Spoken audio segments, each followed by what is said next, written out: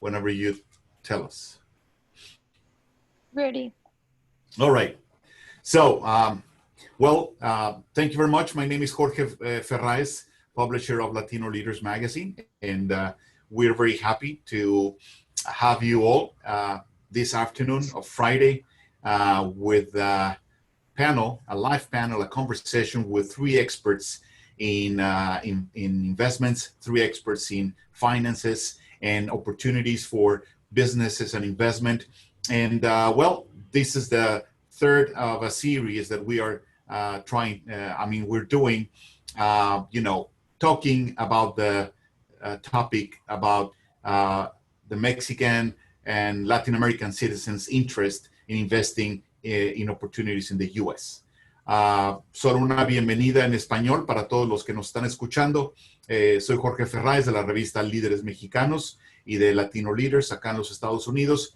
Tenemos a tres grandes invitados hoy que nos van a hablar un poco sobre las oportunidades, el panorama, las situaciones específicas a considerar en estos momentos, en estos días, para hacer inversiones, ya sea a través de family offices o a través de inversiones individuales o diferentes otras alternativas que vamos a conocer.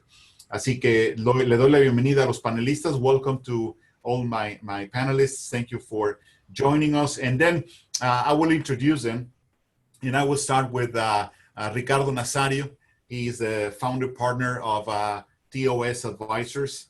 And also a man that has experience working with investments and family offices, both in Mexico and Latin America and here in the US. So Ricardo, welcome.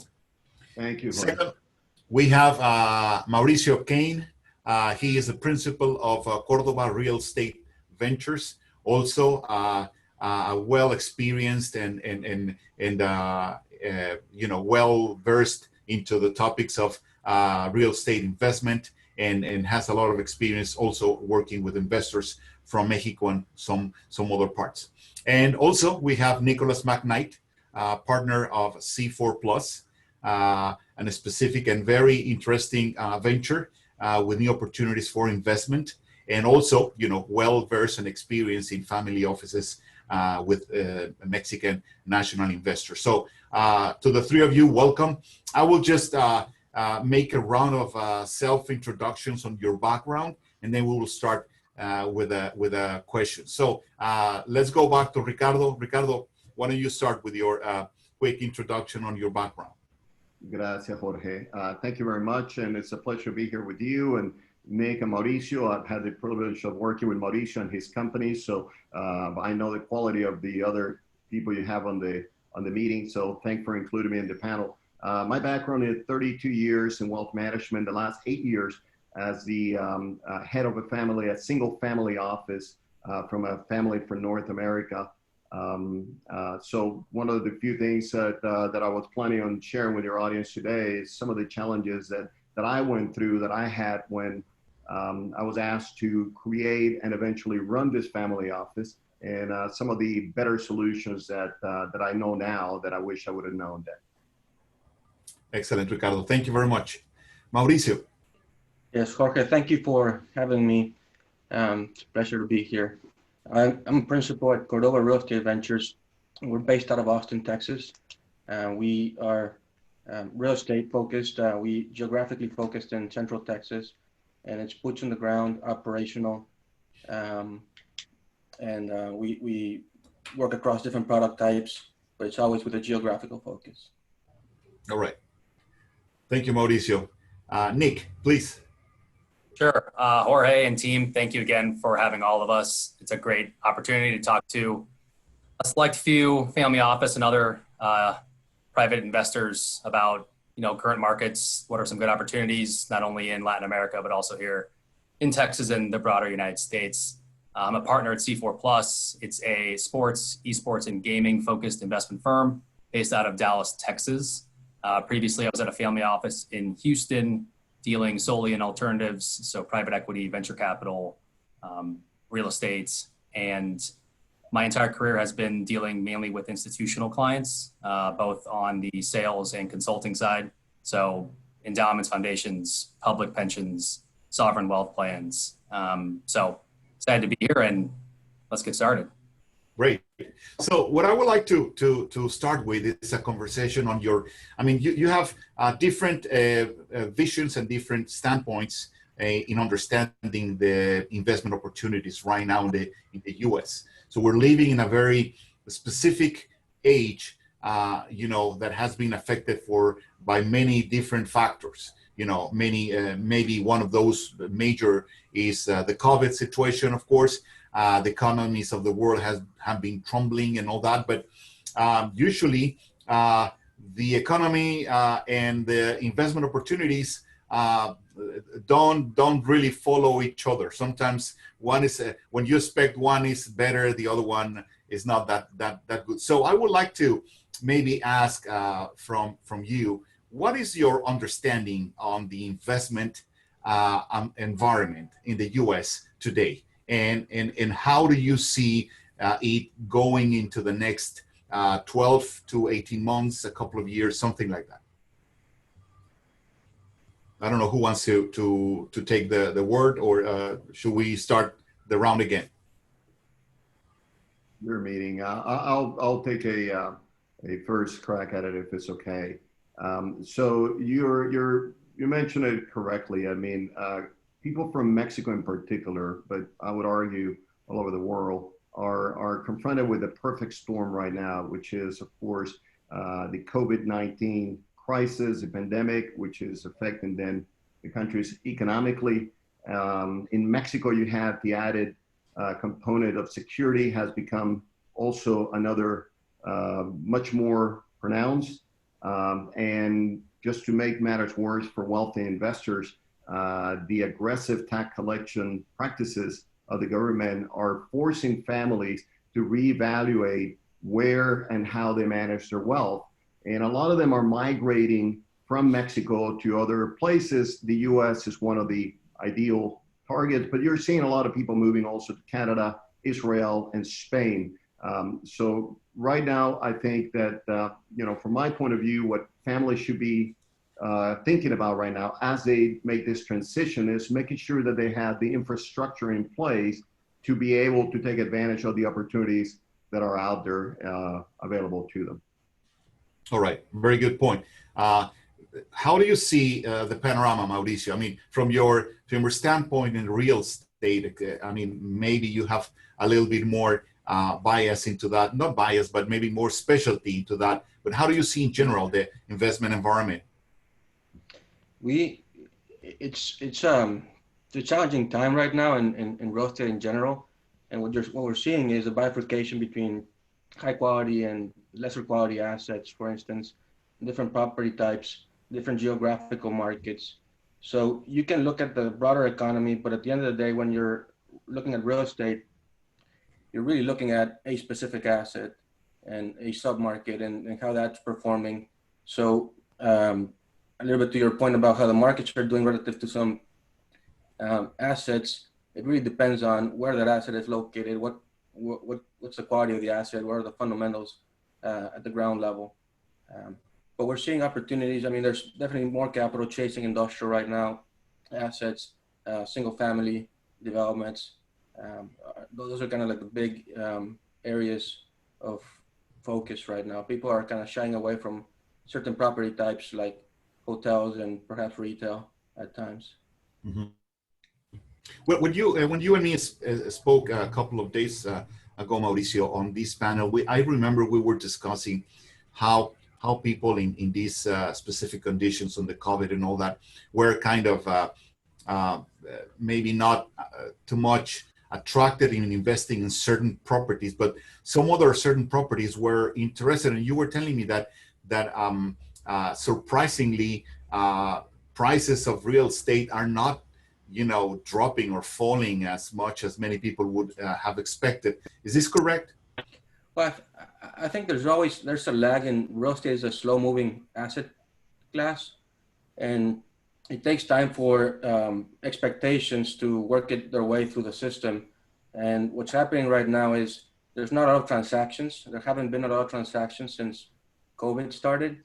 So it's part of the reason for that is because there's a lot of uncertainty in terms of how to value real estate today? How do you value cash flows when people's behaviors are changing, and they've been different in the last 6 months than in the previous, in our previous history? So are the last 6 months the new normal, or is it, I mean, how is that going to affect cash flows? Like in office, we're seeing shorter term leases as opposed to longer term leases, and that changes valuation significantly. But what we are seeing is, so there's kind of like a freeze of transactions right now. And as it works its way down through the system, it's gonna start moving again. So it kind of goes through a clearing process, and then investors and buyers and sellers, there's a big bid ask gap right now, and eventually that's going to shorten, and that's when we're going to start seeing some more movement in transactions. Excellent. Nick, you have some experience working with investors from Mexico, and you generated a lot of maybe good deals and action and traction in your previous experience before your partnership with C4 Plus. How do you see things now? What kind of new opportunities or new challenges are coming as we go or see into the future? Yeah, I think everyone would agree COVID-19 has thrown the markets across the board, real estate, private equity, public equity, kind of into a tailspin. And the best way that I've heard it described is COVID hasn't changed history. It's just accelerated the inevitable. And right, we're sitting on a Zoom conference right now. Zoom reported earnings earlier this week, and they've crushed it year over year. And from our point of view, technology is going to rule the day over the next decade plus, and industries that already have ingrained in their DNA will do very well, like Zoom and other technology-based unicorns. Other industries that are slow to adapt and start to ingrain technology in their business, think malls or other kind of old school asset classes, they're going to struggle. And part of the reason that we are so heavily focused on video gaming and esports is that technology is ingrained in that industry. And whether that's from creating the games, distributing the games, or consuming them, every step of the value chain has technology enabled. So we are very bullish on technology-based investments. And the great part about most of them is that they are, cross-continental or, country by country. You don't have to be right in one area to invest in it. It is a global type of investment. So I think moving forward, kind of to Mauricio's point, within certain silos of asset classes, there's going to be a flight to quality, and you're going to have to be able to parse out winners and losers. And from our point of view, companies or industries that can latch on to technology are going to be, better performing over the next decade. Yeah, I think that's a very strong point for the technology. I mean, it is one of the things that I know that from our previous panels that many Mexican investors and family offices are looking to invest in technology. And one of the panelists in previous panels was telling us that some Mexican family offices are now being managed by the younger generations. Not the founders, but younger generations, and these people are not, are not only with traditional investments, but looking for things that are new and they think could be the future, which is the real value of having a family office to oversee a little bit of what's going on in the future, right? To be able to grow and keep that money and those assets. Now, Ricardo, Mexican investment in the U.S. is as old as we can ever, think, and we have all levels. I mean, we have from the very top, the highest and the largest investors, individuals or companies, or investing in the U.S. I mean, we have had companies that cement companies or bread companies that have come here, invested, and bought out all the markets and all that. And also with individuals, we have the largest family offices, of course, from Mexican individuals are well established in the U.S. But we also have like the little, the little entrepreneur or the little, private citizen that wants to open a little bank account and keep some green money here just for, the safety and all that. This has been a tradition. I mean, it's a very well-known thing, but it seems that right now it's a little bit challenging, as you were telling. Mexicans are finding a little bit more challenging, more risky, more daunting maybe to come and invest their money here for certain reasons that are in both sides of the border. So which are those things that you see that if I am someone that wants to come from Mexico, Latin America to the US, I should check, or I should make sure that I don't oversee, or I analyze well before making any decisions? Yeah, so I would immediately go back to what Nick mentioned a minute ago. Technology is the way of the future for the wealth management industry. There is an enormous amount of technology out there that maybe 10 years ago didn't exist. And if it existed, it was extremely expensive. They're all very good, or most of them are really, really good. The challenge with these technologies that are available for family offices to aggregate the data and measure performance and be able to objectively really identify the risks that they're taking in the portfolio is that they don't tell you that it requires a lot of people to operate the tool. So it is a great tool, but you need a full staff person to be there. And if you only have one person inside the family office, then you got a problem when that person is not there because you can't produce the reports. So the technology is there. That is definitely the way I would go right now. Only that I think that in my case, I was running a single family office, and it took me 3 years to kind of get things to where I feel I was under control. And it costs an enormous amount of money on trial and error, which is not ideal. But right now, there is a lot of virtual options. As a matter of fact, the service that we provide is one of those virtual services where we help people aggregate, measure the risk, measure performance, and we do it without any conflict because we don't take custody of the assets.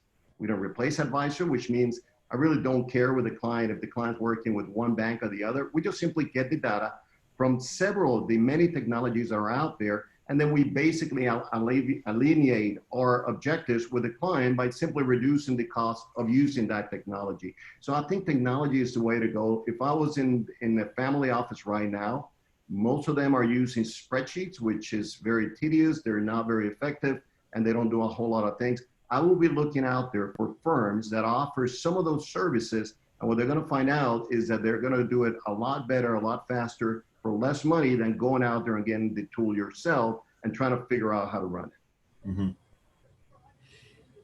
I don't know, Mauricio, do you have something to add on this, or how do you see the challenges of bringing investments from Mexico to the U.S. or from other countries now? Yeah, I mean, I think if I can share my screen, I'll show some interesting graphs regarding returns too that I'd like to address. Mm-hmm. Sure, go ahead.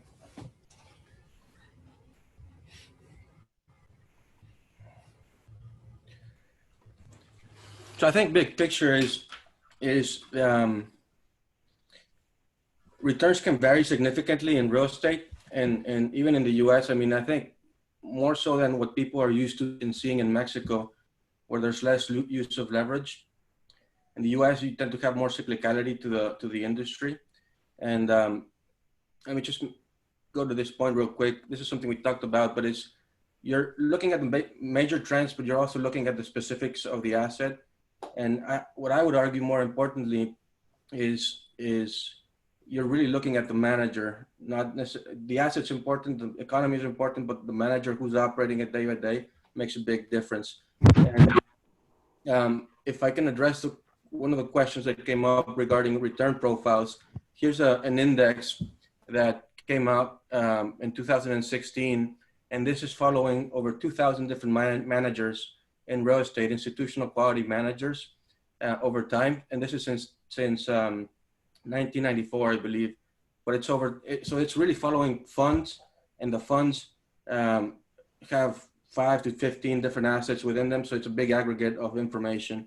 And you can see, I mean, there's if you look at the 5-year, you've got about a 12% return.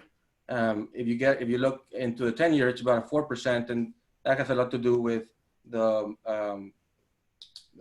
financial crisis. And my point about the managers and how do you adjust and how do you become competitive with your capital in the U.S. has a lot to do with these next slides. And this is just the data that's plotted over time since 1994. On the left side, on the vertical, you have return profiles, and that's by vintage.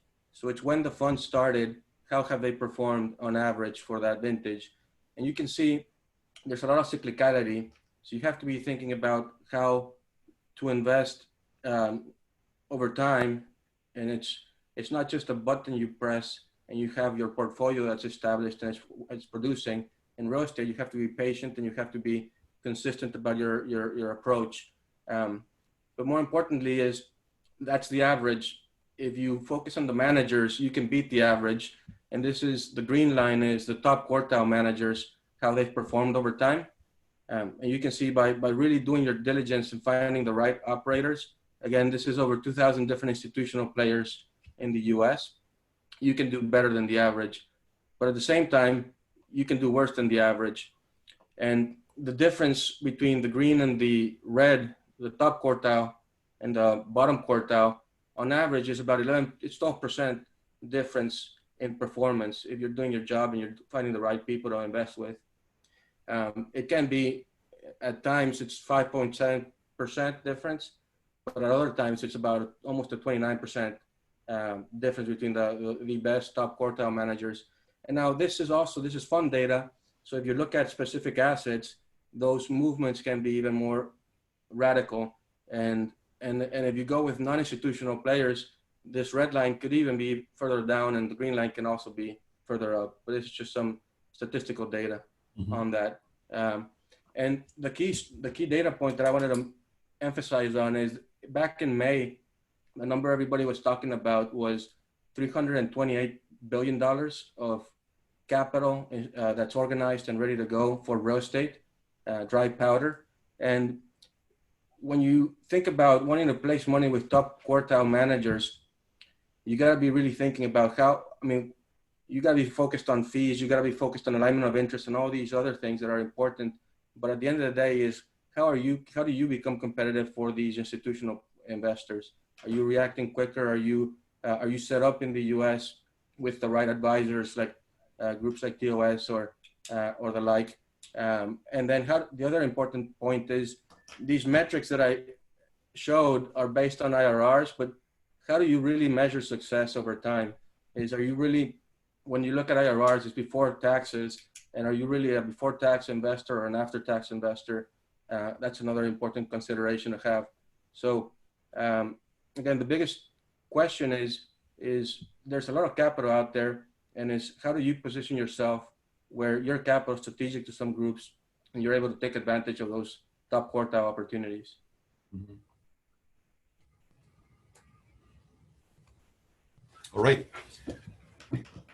So, Nick, going to the idea that you were explaining to us before, I mean, there's new opportunities, there's new concepts that maybe some years ago were not in the market. So what is this online gaming industry, and tell us a little bit about that, because it seems that it's a good trend, and it seems that it's very interesting for some people that are looking for new or unusual opportunities.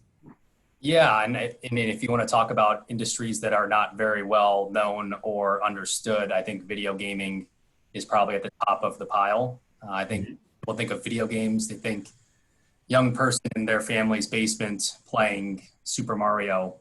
And while that and arcade games might have been what the majority of the audience and everyone on the panel probably grew up doing, over the past 5 to 10 years, the rate of commercialization and adoption in not only the video gaming market, but also across other industries, healthcare, education, it has really picked up.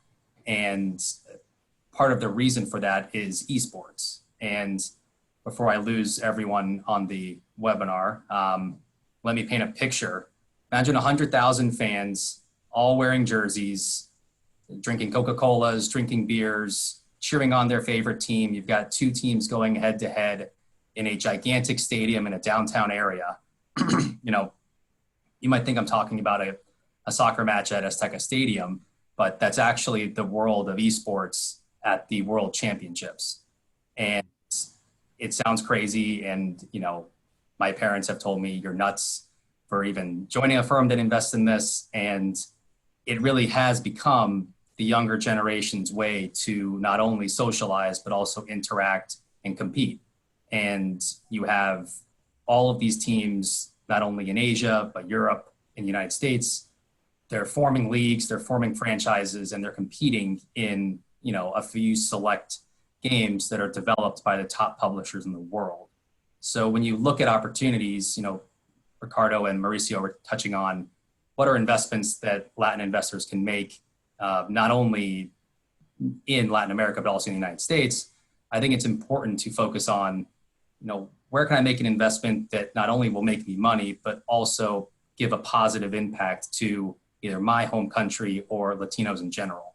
And for us, part of the reason that we really like this investment in Team Heretics, yes, they're based out of Spain, but they have a ton of fans in Chile and Peru and Ecuador and Mexico.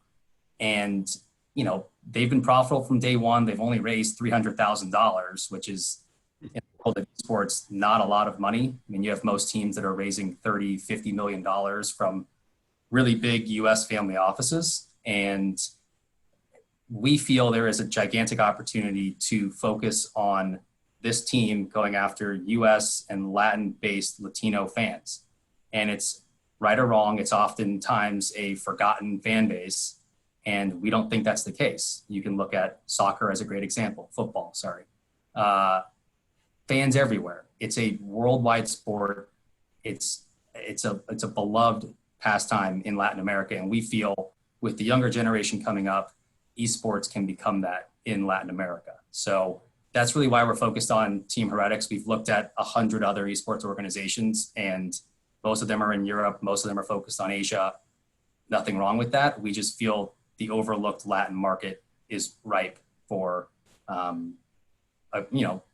investment now and a great return over the next few years. So that's kind of video gaming in a nutshell. But yeah, we're very bullish on it. Not simply because it's popular, but the technology side of it. Gaming leads the way when it comes to technology, and you're seeing other more traditional entertainment and sports entities, the NFL, Major League Baseball, NBC, you know, your big broadcasting companies leaning on video gaming companies for the technology that they use, because they're so far ahead when it comes to gathering audiences, engaging them, monetizing the eyeballs that are watching what they're doing. So that's why we're bullish on it. And yeah, we think the Team Heretics and the Latin angle is something that will play well over the next decade. It's very interesting to see how virtual reality is now being used for the technology for virtual reality is now being used for games, as the one that you're describing. According to an interview that we did with NASA scientists from Venezuela, she was the one of the team members that started developing virtual reality maybe 20, 25 years ago in NASA for the astronauts to be able to rehearse movements in space in virtual reality, as opposed to being submerged in water tanks to simulate the lack of gravity. So it was a tremendous advance at that moment. And now we are seeing that is now a tremendous business. And also, I mean, these might be one of those that have been actually maybe benefited from the COVID-19 situation, don't you think? I mean, how many, who knows how many sports will be played now hybrid, if not completely online, as much as we need to live with restrictions and you know, small groups, right? Yeah, if I could just add that, you know, if you look at the video game sector right now, it's happening in real time. There's a renaissance going on. This is by far the best year video gaming has had, maybe ever. I think there's a broad swath ETF, the Van Eck video gaming ETF. I think it's up 60% this year, whereas the broader S&P is up 7, maybe 8%, given whatever's happened today. So video gaming, this is the best year it's had, and COVID has a lot to do with that because people are having to stay home. And well, I'm here, I might as well go buy a PlayStation or an Xbox or play on my computer. For us, our point of view is COVID will, you know, knock on wood, leave the world at some point, and we'll all go back to kind of a new normal. But with 5G, more adoption of internet around the world, mobile gaming and mobile usage is only going to increase. And so while everyone might not have a PlayStation or a gaming PC, right, those are pretty expensive items. Having a cell phone, most people have that. And the mobile gaming side of it is really on the uptick. So yeah, again, that's kind of why we're bullish on the space. Mm-hmm. Now, I want to go back to Ricardo and ask you, I mean, we talked at the beginning about the family offices concept. And I know that that is a concept that is complex. It's not for everybody. It's expensive. It has benefits and also challenges. So what alternatives do you think are there out there? I mean, given the fact that you worked with family offices for so long, what other alternatives, what other new concepts have you seen recently going on in this matter, especially for those who could be interested in investing, but not necessarily to have their own family office? Yeah, that's a great question. And I will tell you that the plug and play model that exists out there for some of the services that used to be exclusive for family offices is the way to go. It's the virtual way. I'm going to tie up two things that Nick and Mauricio said a minute ago that I think is relevant to this question. For example, Mauricio was talking about returns in your investments, and it should not be, you know, you should care more about the bottom line number, not so much how much you made, how much you actually got to keep, right? How much taxes and other fees that you pay maybe the providers. And Nick is talking about the returns and some of these companies that the one that you were talking, Nick, a minute ago, you were saying their sales or they've been able to raise $300,000, others have $30 million. All this I'll wrap up into, unless you have experts like this available to you all the time, and it's very expensive to get people like this to work only for you, you need technology, data aggregation that can objectively be able to tell you this information. You can always go and find the experts to tell you where to invest the money, but it's not just aggregating the data that is important.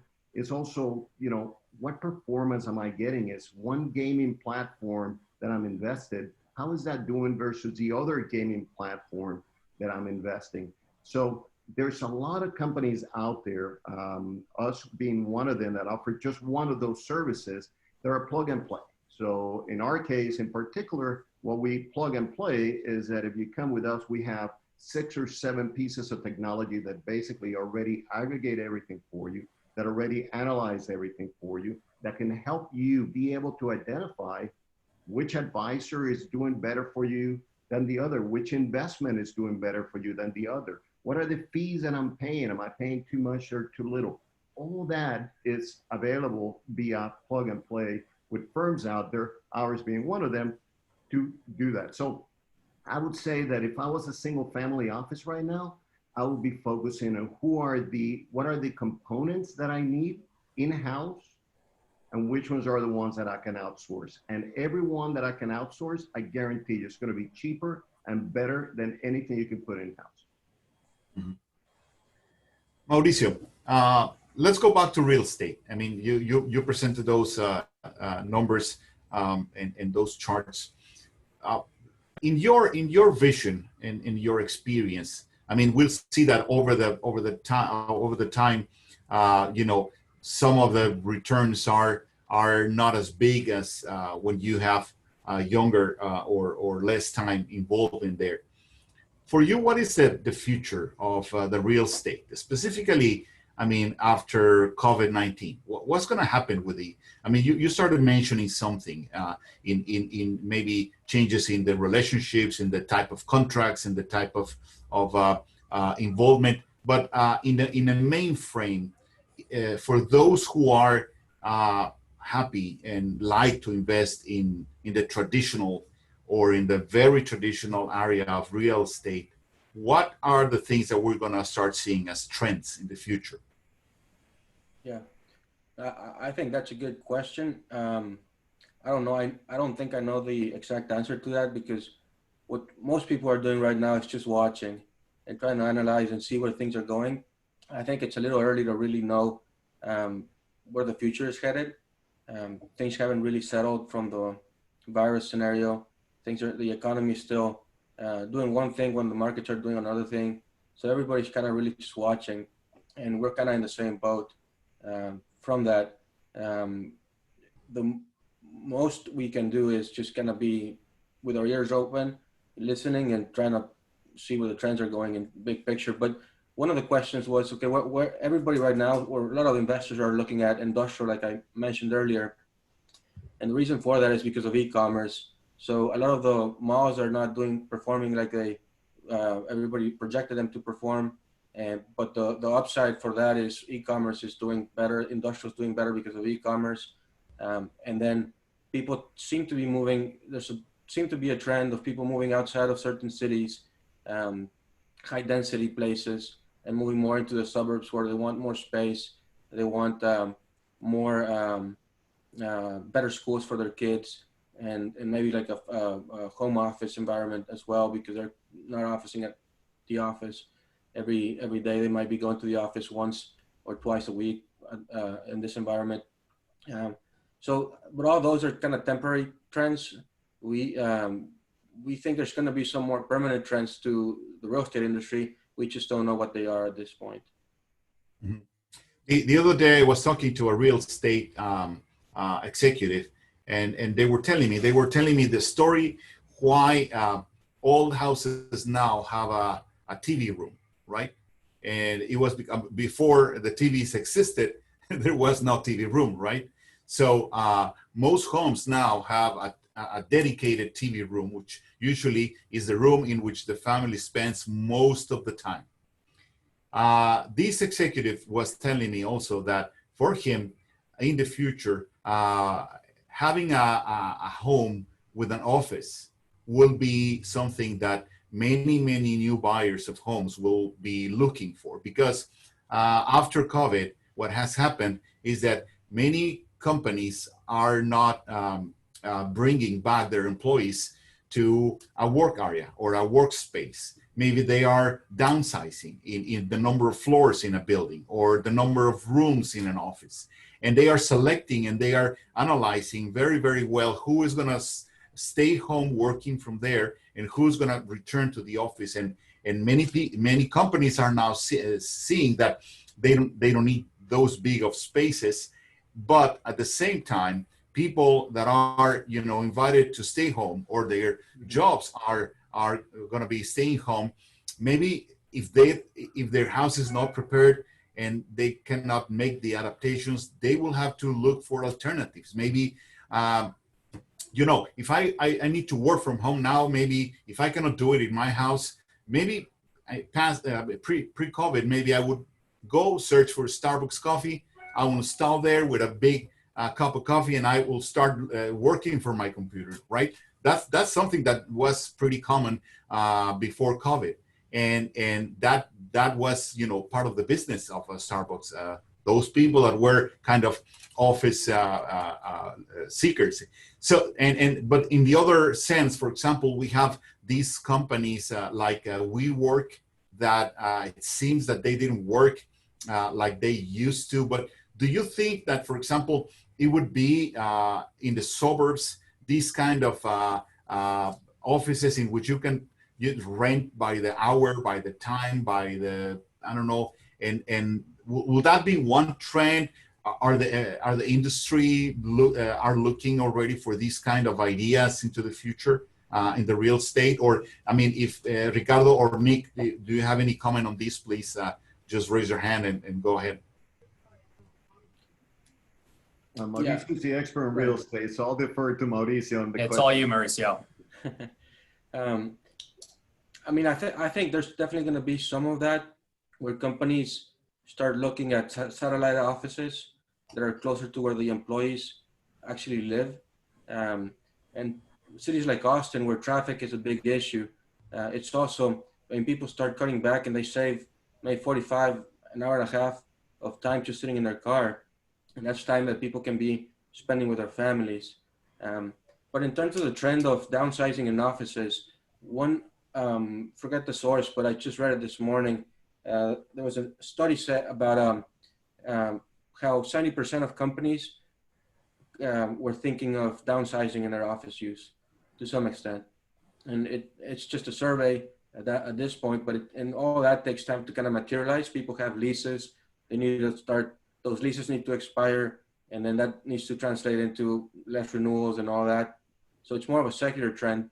But then the counter argument is people that do go to the office, they're going to need more space per square foot for each employee. And that's one of the arguments you're seeing in the industry is people don't want to be sharing all this space right next, like shoulder to shoulder next to somebody else. So they're going to have private offices, and that's going to take up more real estate. To be honest, I don't know where I land in those arguments, but my trend is, again, right now it's wait and see. And what everybody needs to be careful of in this environment is, yes, you can make a lot of money in crisis times. You can also lose a lot of money in these types of situations. So nobody wants to catch what the industry says, a falling knife. Mm-hmm. I'll just add on that. Ricardo touched on it, but a silver lining of COVID is that this provides, whether you're a single family office, multi-family office, even just a high net worth investor, you better have your software in place when it comes out of COVID, because one, there's so many options now that have driven prices down. There's really no excuse not to have those systems in place, whether it's customer relationship management, custody, trading, risk management, the entire the entire spectrum is covered now with software options. So whether people want to stay home, whether they come to a satellite office, whether it's 50%, 60-40, I think that's still to be determined. But the software side of it, that will, Mauricio said this is a great opportunity to lose money. Just opportunity cost alone, if you don't have your software in place, you can really miss opportunities to, whether it's you need speed or you need due diligence. If you don't have the software in place, you might just miss the boat. Yeah. There's one thing that we are extremely diligent with on measuring for clients. How much am I paying? I don't know what you pay one bank to the other, if it's high or low. And I would argue that the longer you stay with a bank or an institution in general, you would think you would get the best pricing, but the industry has been going through a lot of price compression. So fees have been coming down, but you wouldn't know unless you have the ability to see what those fees are. And I'm not saying get a statement that somewhere in the statement points out what you're paying for one particular fee.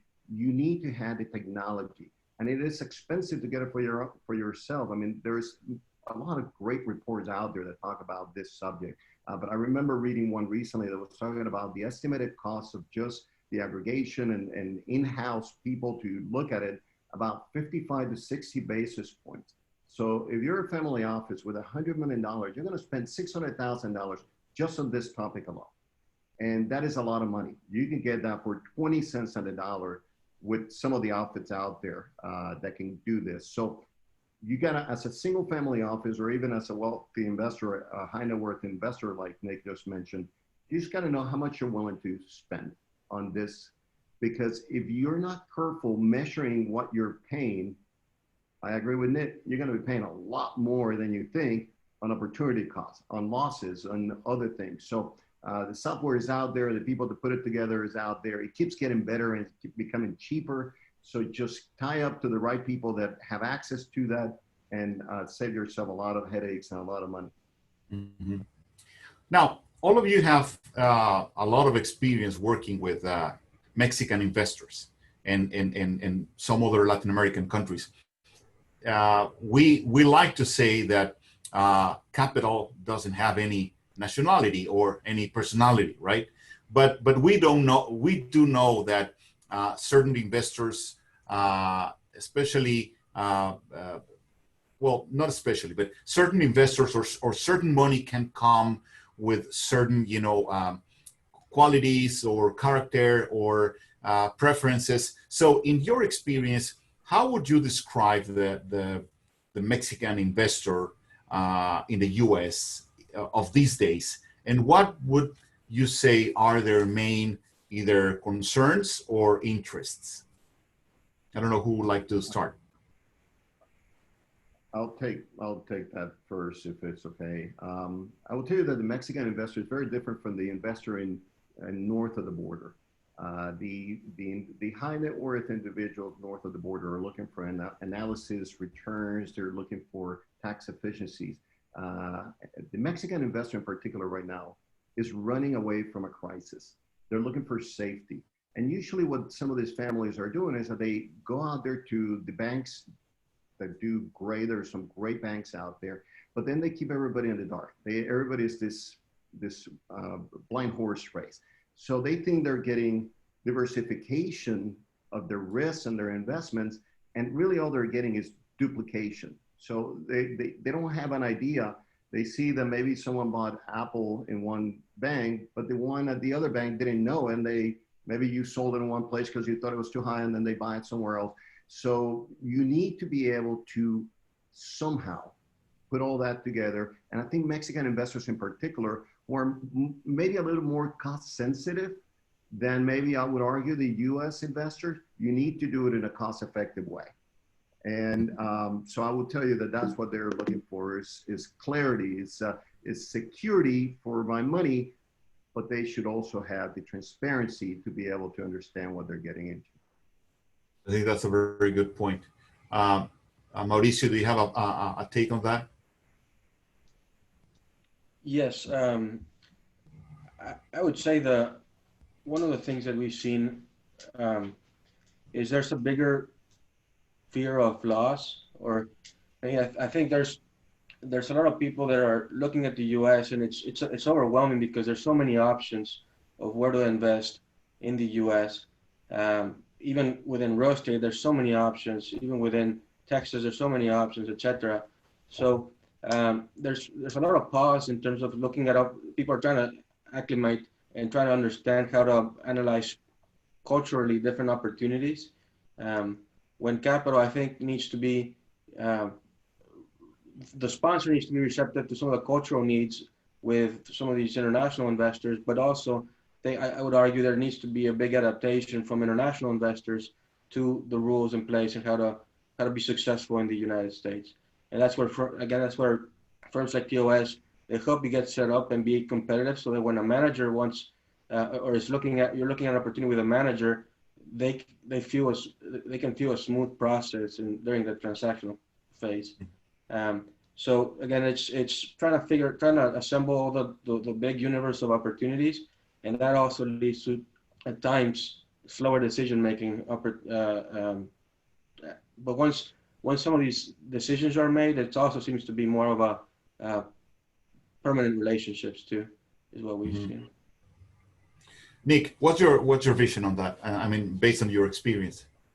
Yeah, I think a lot of the capital and family offices in Mexico, not that it hasn't happened in the United States, but especially there's a high concentration in Mexico from family-run businesses that generated the wealth. And whether you still have that business, sold it off, to me, family has always been a big kind of driver of investments from Mexican investors as well as just Latin America. And I think in the United States, when you're diligence, it really just focuses straight on performance and fees, and not that Mexican and other Latin investors be in performance agnostic, but I think they care way more about team, and they spend time on who are you as an individual?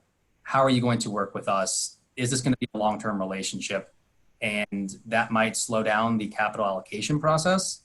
But in my view, it just lends to kind of what Mauricio was talking about. It's less transactional, and it's, look, it might be longer on the front end for us to get comfortable with you, but we're looking at this now as a long-term family type investment where you're going to be with us, whether you want to be or not, for the long haul. And, hopefully on the back end, we have great performance and we all succeed, but there seems to be just a more focus on the team and making sure that you fit in with the values and things like that. So, yes, I would echo that last part too, Nick.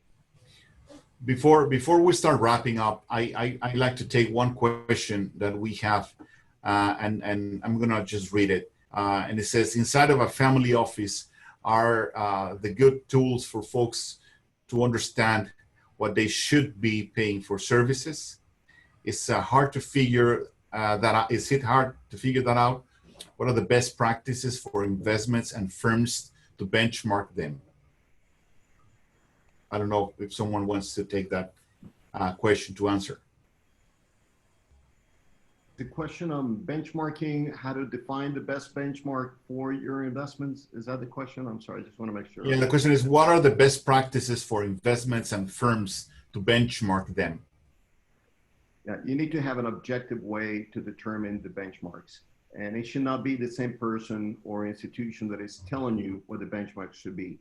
A lot of times, and again, I grew up working my whole career in banks, and they're all good in some things and they're all terrible in some other things. But in general, the better banks are out there for them. I think the important thing is that a lot of people are afraid to ask questions. And going back to the cultural thing, you were asking a minute ago, Mexican investor and maybe the north of the border Anglo investor, is that we think it's rude to ask your banker, well, is that the best fee that you have? Should I be paying that fee? So if you are a Mexican investor and you think that you don't feel comfortable, then get someone to work for you that will have those questions. Because the reality is that one of our partners in our firm ran the western side of the US for one of the biggest banks in the world. And he tells me the fees, the gap in fees that we were able to charge, you could drive a truck through it. I mean, it could go from 0 to 500 basis points on some type of lending. And if you don't have someone that understands that can go out there, is not embarrassed or afraid to go ask that for you, then you may end up on the side of the 500 basis point instead of closer to the 0. Yeah, I would just add, Mauricio showed a deck earlier with Cambridge performance, and you've got, your asset performance, stuff like Cambridge, you've got custody pricing benchmarks, you've got, your lending. I would just, Ricardo touched on it earlier, just always be shopping. Don't be hesitant to ask around, ask other family offices, ask people in your network. I think oftentimes people think, I've been with them for 5 to 10 years. There's no way they would be overcharging me, right? We have this long-standing relationship. But oftentimes, it might not be out of malice. It's just you're pegged at this point, and we're just not going to change it unless you ask. So it might be uncomfortable, kind of what Ricardo was saying, but just don't be hesitant to ask and shop, because oftentimes there's room to negotiate, sharpen the pencil, and get the fees down. Mm-hmm. What I would say about fees in real estate, and maybe Nick, you can also echo this perhaps in private equity or alternatives, is there's a big discrepancy in terms of how fees are structured. And what you want to be looking at is more so the question about how much are you paying in fees is important, but I think the real question is, how are you structuring those fees? Are you paying upfront, or are you paying based on performance? That's the big picture of it. So you want to make sure that if you are paying big fees, it's because you're getting a good return and a good result for your investment. Okay. We have one more question that I think we'll be able to have time to answer before I ask you to make a final wrap-up comment. And I'm just going to read it. Is how do you tie a holistic view with those clients that believe they are diversifying, but they are truly aren't? Again, I'm going to take it because that's what we do for a living, right? That's our business model. So unless you're able to see from the top down all the components of your wealth, you're never going to be able to do it. Doesn't matter how badly you want it. So I will use this as a wrap up from what we're talking about from my point of view of the family office, which is find as much virtually out there to help you do the things that used to only be exclusively available to you in a house. Get a holistic view of your wealth so that when the decisions come, when it's time to make decisions, you get an opportunity from Mauricio or from Nick or someone. You don't have to be wondering, well, is this the right time? Where does it fit in my asset allocation? How much do I have of that? If you already have an aggregated picture, you can very quickly look at it and say, you know what? Yes, it does fit on the alternative. Yes, the pricing is right because I got my pricing of all the other similar investments. So go out there, find the companies that are out there that do that for you. We do one portion of this. There's other firms that do other portions. I would argue you can replicate 90% of the family office experience that you would get by getting your own family office with maybe having one or two people in-house and everything else outsourced. Mm-hmm. All right. Thank you very much, Ricardo. Nick, do you have any take on that question?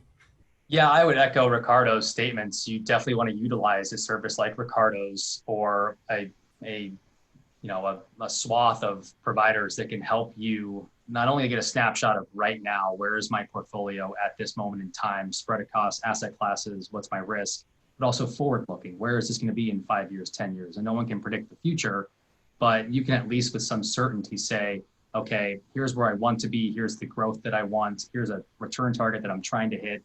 How do I achieve that? And I think COVID has presented an opportunity for all investors to kind of re-examine risk and what is safe. And, I think if we did an anonymous poll of the group, who would default, Apple or the United States government, right?